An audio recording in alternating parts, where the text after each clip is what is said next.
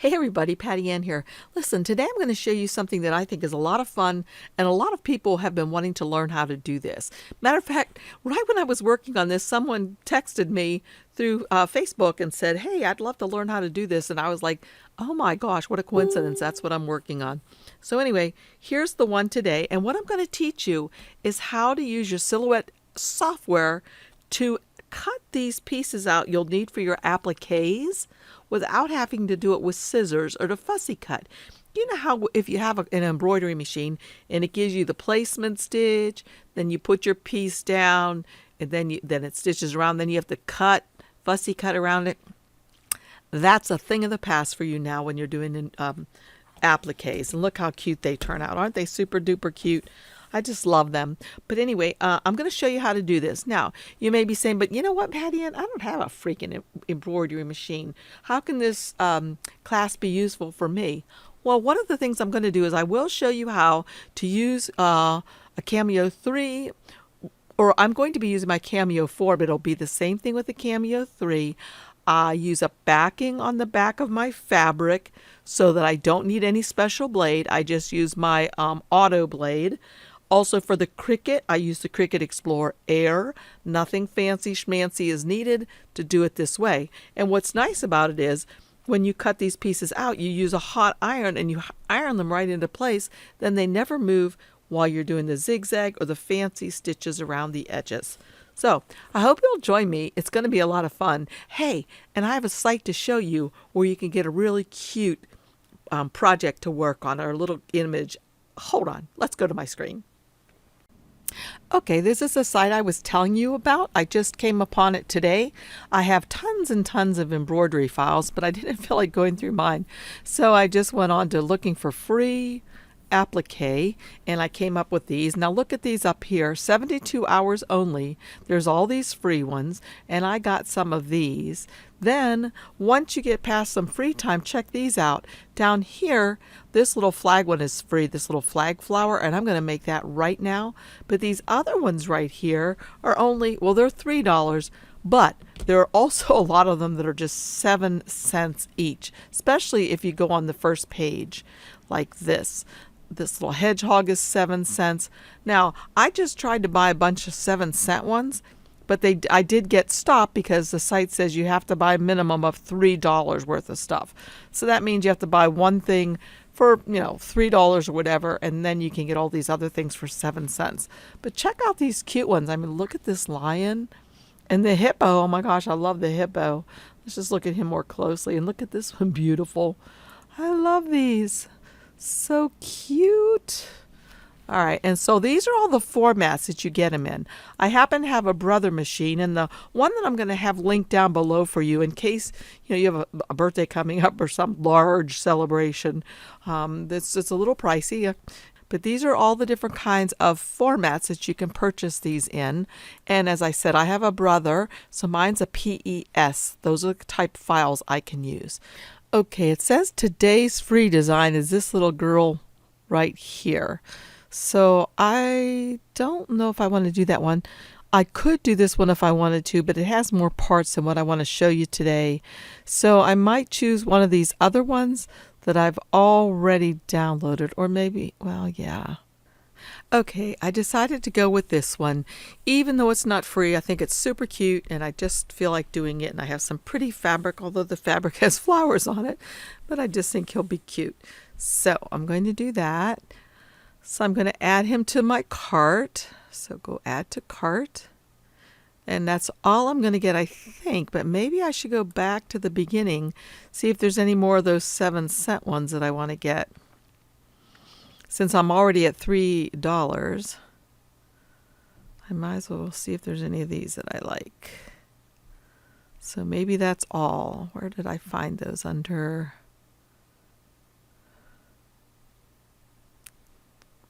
deals.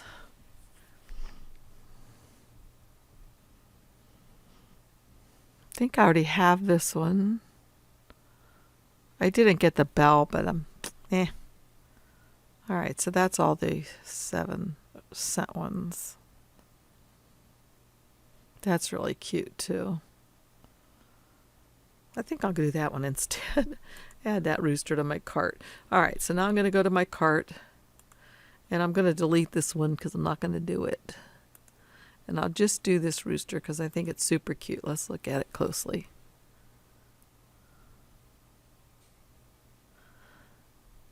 Yeah, I think that's really cute. Okay, so I'm going to go ahead to my cart, proceed to checkout, and I'm going to get all these formats, make sure that the PES that I need is in there, and it is. I'm going to pay by PayPal.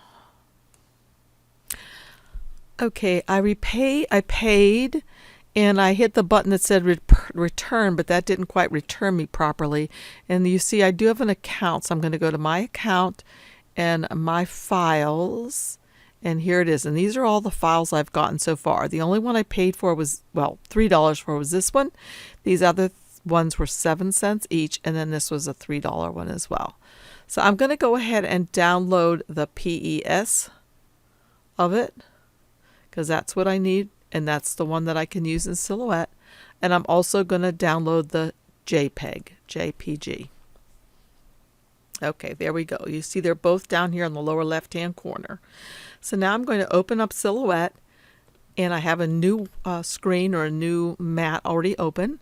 So I'm going to go to File, Merge, and these are in my download folder. So here's the JPEG one. I'm going to open that one first. And that one lets me kind of get an idea of what's what. Then I'm going to go to File and Merge, and I'm going to get the one that's the PES file, which is the embroidery file. Okay, now the thing you must know is you cannot resize these. These are made, and these stitches are going to stitch in a certain way. You cannot resize them. Just like we cannot resize when we buy rhinestone things, because it will mess up the size of the hole that the rhinestones are supposed to fit into. We cannot resize this either because it won't fill in the stitches that we need properly. So the next thing I'm going to do is I'm going to start taking these things apart. This obviously is stitches. I don't need that for my cut file for my underneath pieces. And actually the whole part up here is just stitches, so I can get rid of that. Let's see what else. All of this white. There we go. All the white, that is just stitches. This is stitches. I can see, if I go in really closely, you can see as well. You see how those are stitches, right? So I can just go out a little bit and get rid of that. The eyes are, that part of the eyes is stitches. That's stitching. This is stitching, and this is stitching, so we don't need anything for that. This is stitching. So let's see what we're left with right now. We have this piece right here, and I think it's just one. I'll right click and see if I can ungroup, and I cannot. What if I make object, release the compound path? Does that give me two pieces? No. So that's pretty much what I need right there. That is it for this project. So all I would do is scroll back out a little bit. So what you want to be left with is just this little piece here. So I'm going to move this right over here, and I notice the size of it. Let's look. It is 3.579. So on a piece of cardstock or a piece of scrap paper, I'm going to write that size. So it's actually, the height of it is 3.579, so I'm going to make the height of my piece of fabric 4 inches. The width is 2.772, so I think I'll make my width, just to be on the safe side, 3.5. And that is just for the little piece that's going to fit, okay, on the little piece of fabric. So let me show you that down here at my tabletop. Okay, as many of you know, I used to work at a quilt shop, so I have a lot of quilting supplies. I like to use a rotary cutter and a nice ruler that's made for using with the rotary cutter so that I'm safe. Remember I said I wrote on my card what I wanted this piece to be, and this is going to be the body of my rooster. I think it's really cute. And so it's about 4 inches by about 3.5. So, this is a nice piece of fabric here. I can just use scraps, but I didn't want to spend all of my time looking for them. So I'm just going to do this. So I need it to be about 4 inches high. So this could be my height. So if I mark 4 inches, and I usually do a little more than what I need. So let's see, I'll just do 4 though. And I think I'll just take a pencil and mark this right here just so I remember. And about 3.5 inches this way. So I don't want to include my selvage.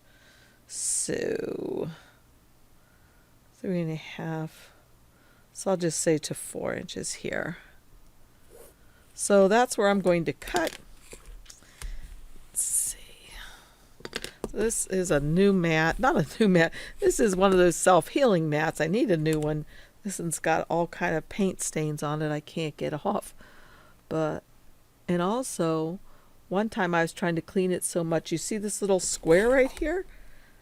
That is just because I used a really strong nail polish remover and I dripped it on here, and it took actually the lines off of my cutting mat. So I just pretended like I wanted it to have a square right there. The only good thing about it is that it kind of helps to keep me in place of where you guys can see, so that I try to stay in the screen, in the view. So let's see. So there's that. So that's the piece I need for my rooster, and I might as well go ahead and cut off this selvage edge. Move this out of the way. And then the next thing I'm going to use is the Heat and Bond. Now the only one that I happen to have at home right now is this one, Heat and Bond Ultra Hold. You don't have to have the Ultra Hold to do this, but this is what the stuff feels like. In this sheet, it comes into a sheet like this. Okay, it's like shiny on one side, kind of rough, but still, and then this is more papery. So we want to use the shiny side on the back of the fabric eventually. We'll heat it on there with an iron, and then I'll be putting that on my mat. So now I can just kind of draw around this, maybe not on this side, probably around this side if I want. And I usually make it a little tiny bit smaller than my piece because I don't want it to get on my ironing board.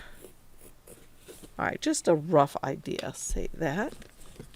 And again, I can just use this to cut approximate and this way. I know some of you are saying, don't cut with your rotary mat like that, Patty Ann. So this is what I'm going to do. I'm going to take this piece, flip it over so that the pretty side is face down, put the bumpy side or the rough side, the glue side, down on there. I'm going to take it over to my iron and iron this on here, and I'll be right back. Okay, as you can see, I have already ironed the paper stuff on the back of my fabric on the ugly side. The pretty side is still pretty. Then I'm going to peel this off. Now, a lot of people do this different ways. This is how I do it. This is one way that it works for me. I peel this off. A lot of people put it on their mat this way and have it cut through the paper. I don't, and I've been successful, knock on wood. I'm going to peel this off. And you can actually see when you have this, it feels sort of rubbery on the back now. It has the shiny glue. I'm not sure if you'll be able to see that or not. But I put that now face down so the pretty side is up on my mat and secure it nicely. And you know how I always go on the back side of my mat to squeegee things down. Whoops, you're probably shaking with me. Now this is ready to go in to my machine. So let's go back up to silhouette and I'll show you how I set mine up. Remember, yours may be different depending on how old your mat is, how old your blade is. Okay, and the same thing, you'll do the same exact thing with your Cricut machine. Okay, you'll just want to make sure, well, let's go up to silhouette. When you're doing this for your Cricut machine and cutting this part out, Make sure when you save this, you note the width of it in the name of what you're saving so that you can make it that exact size over in Cricut. And I've shown that on many of my tutorials, and I'll show you again right now. So all I would do if I was just saving this for my Cricut machine, I'd first of all probably make that a brighter color just so I can see it more easily. Whoopsie, it's the line color I need to change. There we go. Okay, and I would go to File, Save As, Save to Hard Drive. Now this is for my Cricut, so I'll just name it Rooster Outline for Cricut. Okay, and I'm going to save it as a JPEG. The only way you'll be able to save it as a JPEG is if you have the business edition. You won't have all these options. Okay, everyone always says, Patty Ann, I can't see all those options for saving my files. You must purchase a one-time purchase only, the Silhouette Business Edition of the software. I have a link for it down below for you. Get the free version first, then use the link and get an upgrade to the one-time only payment of the software. Okay, so I'm going to save it as a JPEG and save it in my downloads and say OK. Just leave all of this stuff as it is. Say save. So I might as well just show you now. I would come over to Cricut.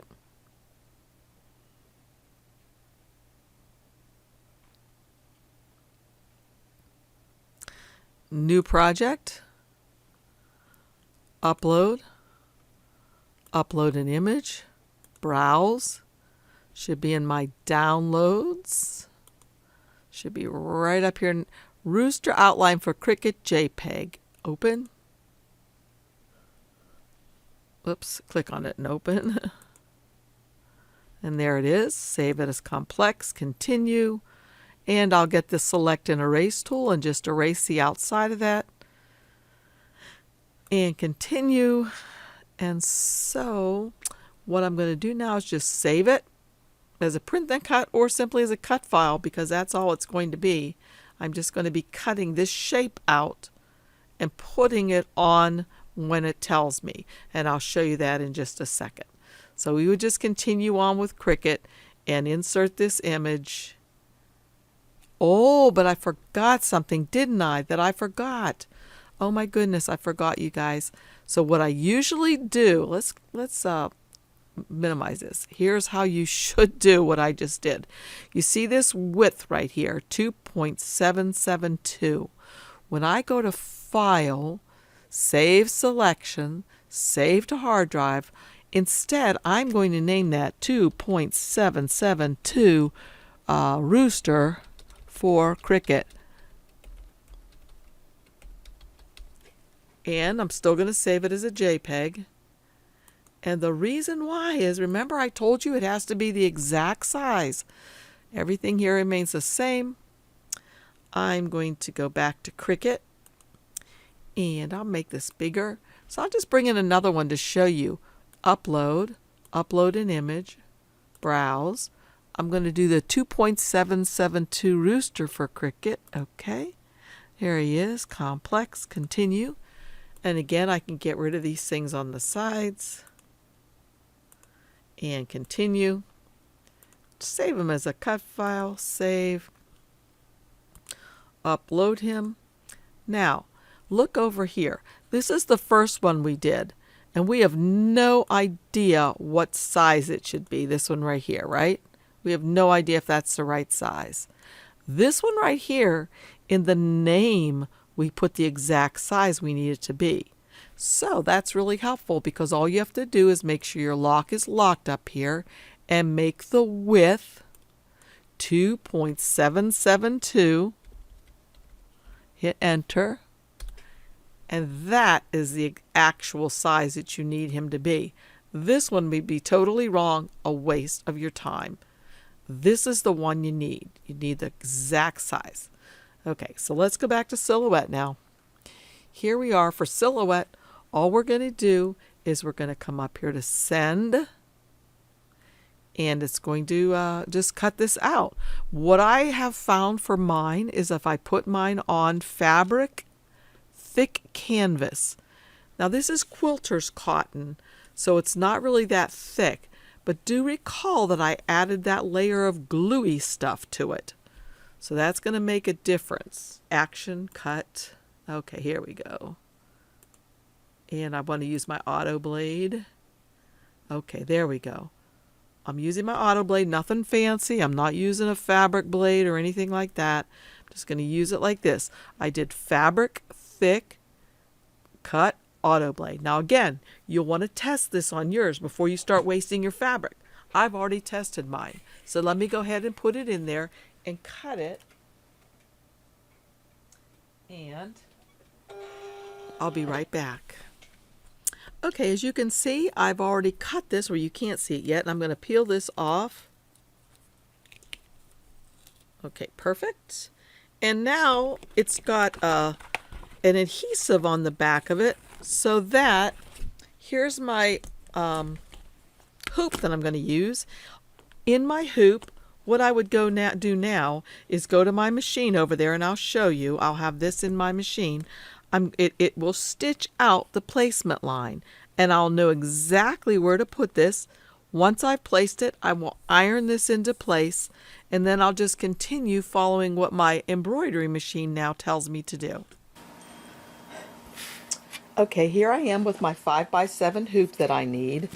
I have my white fabric that I'm going to be using, and I have a stabilizer that's a tearaway stabilizer. I'll put that on there first, and then I'll put my fabric on next, right side up,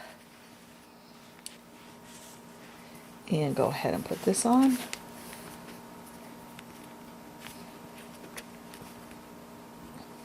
Okay, it looks like I have it a little too tight, so I'm going to loosen this a little bit. There we go. Now, from either side, I'll just pull on this a little bit to get it nice and taut. It looks perfect. And then I'll simply tighten this little thing back up again. Just finger tight. Okay, and then that is ready to go into my machine over here.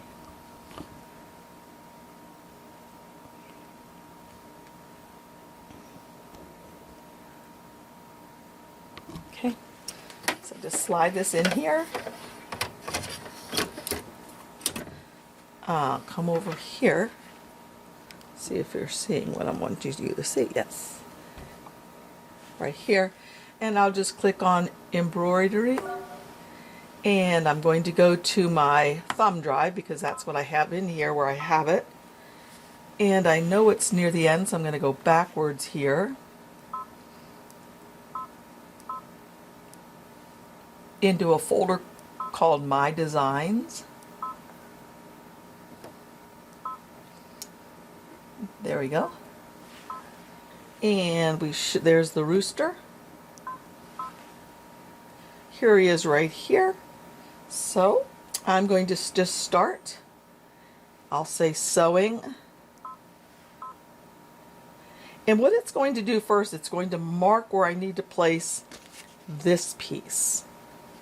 Okay, so let's just do that right quick, and then I will finish off later myself and come back and show you. Now I didn't thread my, whoopsie, wait, stop. I didn't thread my needle yet. Okay, let's get this ready to be threaded again. It's up there where it should be. And this little button will thread it automatically for me. And okay, so I'm going to start again. Put my presser foot is down, and I just have to hit start. So this should stitch this pretty quickly.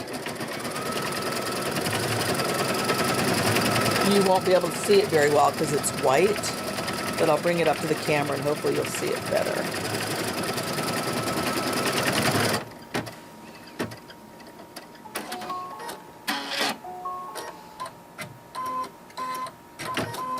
Okay, so I'll bring this out now. Maybe I doubt if you can see it. I should have done it in another color. But there's a line of stitching right around here, and that shows me where I should put my piece. So let me bring you back over this way. Here.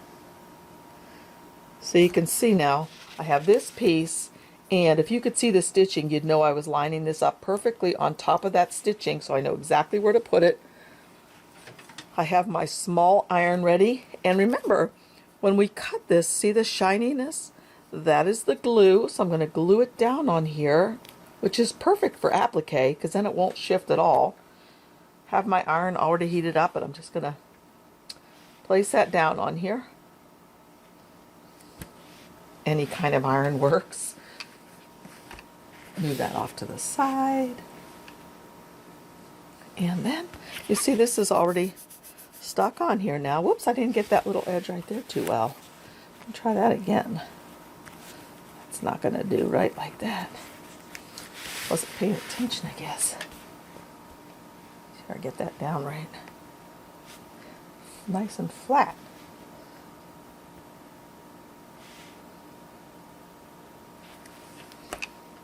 Okay. All right. So now I'll put this back in my machine over here.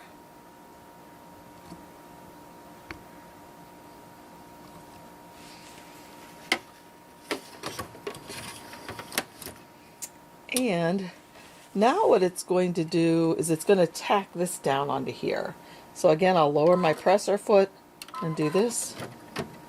And it's going to just tack it down to make sure it's not going to move.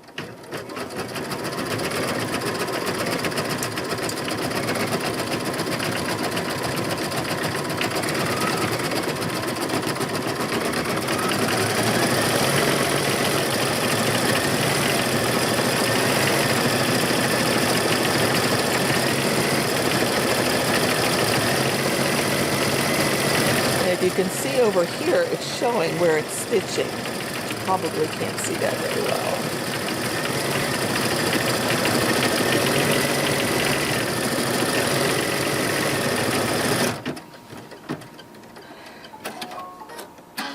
Okay, that's done, and that noise means that this part is done, and it's signaling for me to change the color of my thread. But I'm not going to change it, or should I? I was going to do it white, but you know what? I think I'll change my mind. I'm going to change this thread color, and I think I'll make it something that will match nicely. So I have all of these threads. This is just my orangey drawer, basically. I'm just going to look for one that will look good, and that one seems like it will. Let's see this one. Do I like that one better? Yeah, I like that one. So I'll use that one, and I'll just start this and show you a little bit of it, and then I will stop the video and then come back and show you when it's done. Whoopsie. Okay.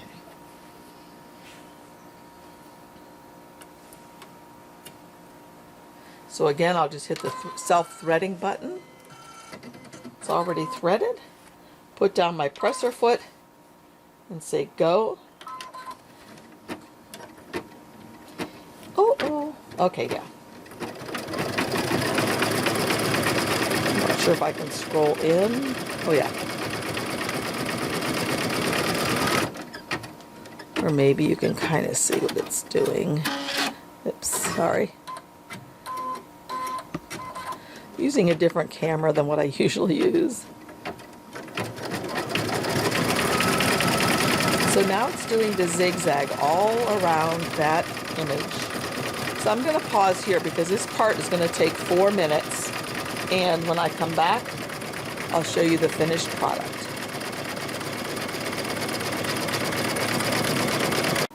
Okay, it's stitching up the last little bit.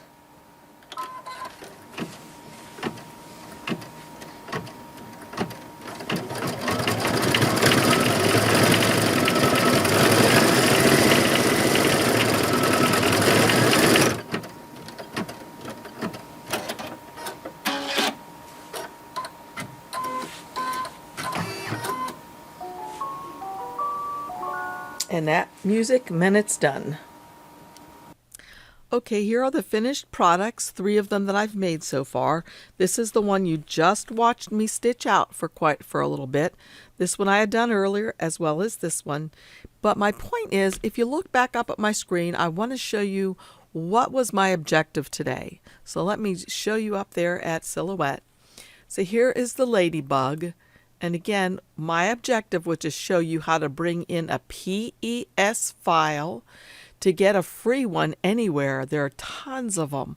A PES applique image, and take it apart so that all you have is the bottom parts, which are called the placement lines if you do embroidery. They tell you where to place fabric. Whoops, I got some white there. So that your machine will know where to do the zigzag.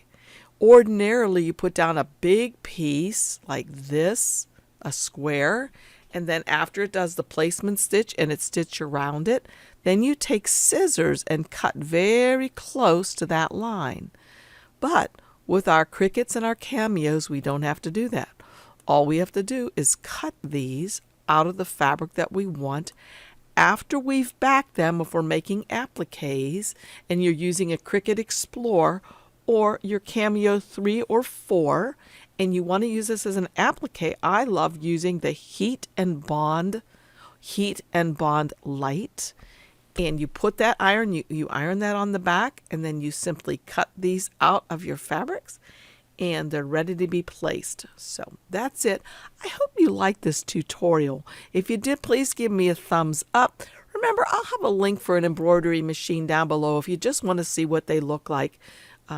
Mine is a little bit higher end than those because I used to work at a quilt shop, so I got a really nice deal on mine. But the one that I'm going to link down below works really well too. So if you're interested in learning how to make these, as I said, they could be put on purses, blue jeans.